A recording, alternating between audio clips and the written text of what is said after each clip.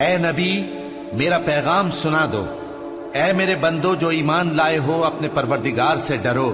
جن لوگوں نے اس دنیا میں نیکی کی ان کے لیے بھلائی ہے اور اللہ کی زمین کشادہ ہے۔ جو صبر کرنے والے ہیں ان کو بے حساب ثواب ملے گا۔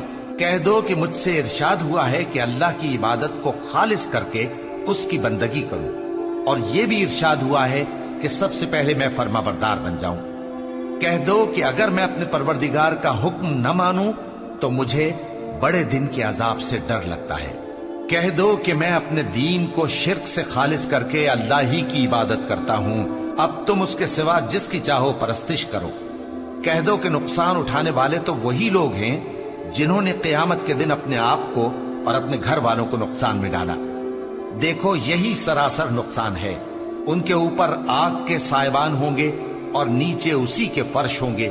یہ وہ عذاب ہے جس سے اللہ اپنے بندوں کو ڈراتا ہے کہ اے میرے بندو مجھی سے ڈرتے رہو، اور جنہوں نے اس بات سے پرہیز کیا کہ بتوں کو پوجیں اور اللہ کی طرف رجوع کیا ان کے لیے بشارت ہے۔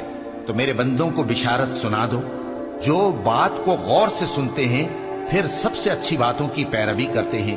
یہی وہ لوگ ہیں جن کو اللہ نے ہدایت دی اور یہی عقل والے ہیں۔ بھلا جس شخص پر عذاب کا حکم صادر ہو چکا ہو تو کیا تم اسے جو دوزخ میں پڑا ہو نکال سکتے ہو؟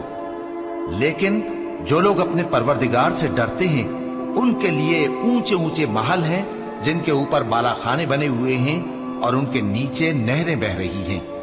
یہ اللہ کا وعدہ ہے، اللہ وعدے کے خلاف نہیں کرتا۔ کیا تم نے نہیں دیکھا کہ اللہ آسمان سے پانی نازل کرتا، پھر اس کو زمین میں چشمے بنا کر جاری کرتا، پھر اس سے کھیتی اگاتا ہے جس کے طرح طرح کے رنگ ہوتے ہیں، پھر وہ تیار ہو جاتی ہے، پس تم اس کو دیکھتے ہو کہ زرد ہو گئی ہے، پھر اسے چورا چورا کر دیتا ہے۔ بے شک اس میں عقل والوں کے لیے نصیحت ہے۔